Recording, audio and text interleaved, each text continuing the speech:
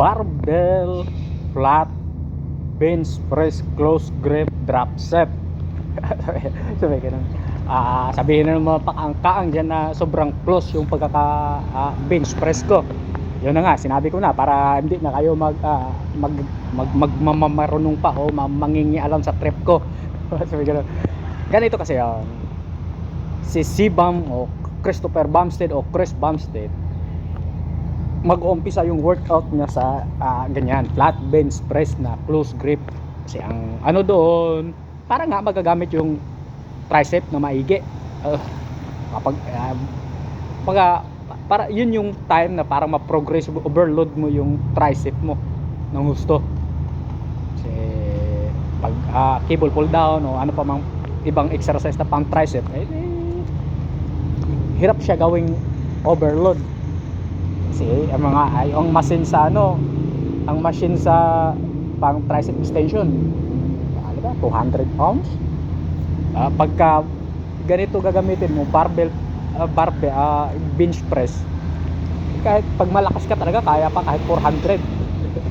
Maraming plates yan gamitan mo yun ng 50-50 kaya pa 500. Yun na nga, kasi tamad akong mag arms. Yun yung mga style na dapat natin gawin. Biglang nagmamarunong, kaya magulo, basta ganun yun.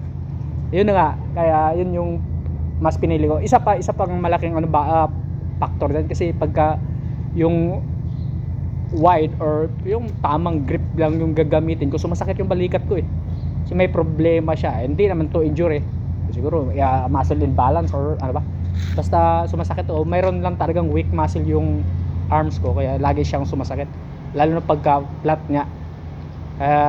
Madalas ko ang ginagamit dumbbells kasi ang dumbbells kasi mabilis mo lang i-adjust. Thank you po.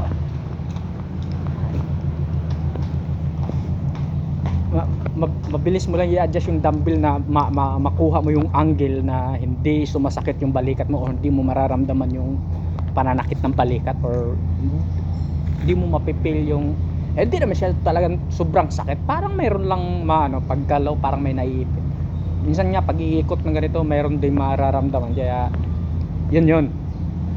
Tapos matagal-tagal ko na rin talaga tong hindi ginagawa. Ang dalang-dalang ko lang talaga mag-flat, kasi yun na nga, lalo pa nung napanood ko na yung ibang mga influencer na hindi rin gaano silang nagpa-flat bench, kasi karamihan sa mga na-injury sa chest talaga itong flat bench, kasi yun nga, makapag-load ka ng mas mabigat.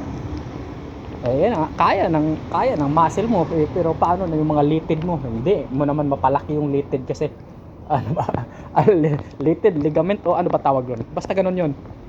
Kaya di ba maraming naputulan ng pick up yung litid sa chest dahil sa buhat ng sobrang bigat sa flat bench. Di ba maraming mga na hindi rin nagpa-flat, kasi yun na nga yung katwiran nila, front sa injury daw talaga yung flat, kasi yun nga, pabigatan mo ng pabigatan, kasi kaya mo naman, lalo na sa mga enhance, kasi malakas talaga yun sila, hindi kagaya pag mga natural, tama lang din yung lakas, kaya hindi makapagbigat ng gusto.